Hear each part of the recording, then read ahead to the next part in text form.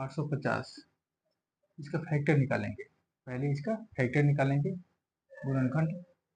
तो इसमें 2 से कटेगा 4, 425, 5 से कटेगा 8 बटे 40, 5, 17 बचे 85 हो जाएगा।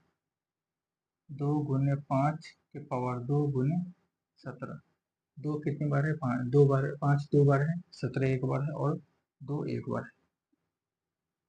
पावर इसका नहीं लिखा हो तो 1 हो गया, इसका पावर नहीं लिखा हो तो 1 हो गया, 5 का पावर 2 है। अब यहीं से जो है ना सम विषम संख्या निकलेगा।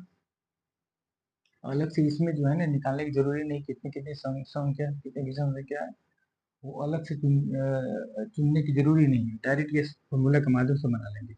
अब यहाँ निकालते हैं विषम संख्या।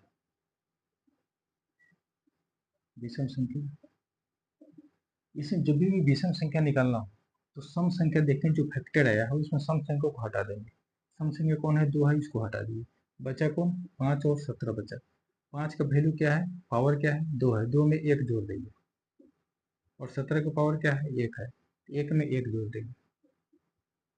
ये हो जाएगा 3 गुने 2 इक्वल टू 6 हो गया। विषम संख्या कितने हो गए? 6 हो गए। ठीक है, ये याद रखना है कि विषम संख्या जब भी निकालना हो, सम संख्या अगर फैक्टर में है उसको हटा देंगे, सिर्फ विषम संख्या को ही लेकर के चलेंगे, पावर में 1 बढ़ा करके गुना कर देंगे। ठीक है, उसके बाद अब सम संख्या निकालते हैं।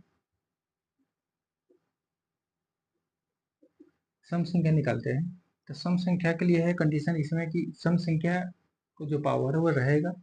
सम संख्या के साथ विषम संख्या भी आता है कि सम संख्या और विषम संख्या को मल्टीप्लाई करते हैं तो सम संख्या आता है। इसलिए सम संख्या कभी भी निकालना हो तो सम और विषम दोनों लेना पड़ेगा। विषम संख्या निकालने के लिए है कि विषम विषम को मल्टीप्लाई करते हैं तो विषम संख्या आता है, उसके साथ सम संख्या ऐड करते हैं तो सम संख्या में चला जाता है। लेकिन विषम संख्या के लिए सम संख्या की जरूरी नहीं होता है, लेकिन सम संख्या निकालने के लिए विषम संख्या की जरूरी है। इसलिए सम संख्या भी रहेगा और साथ साथ विषम संख्या भी रहेगी इसके साथ। तो सम संख्या का जो पावर है वो सेम रहेगा, इस पावर में कोई चेंज नहीं होगा।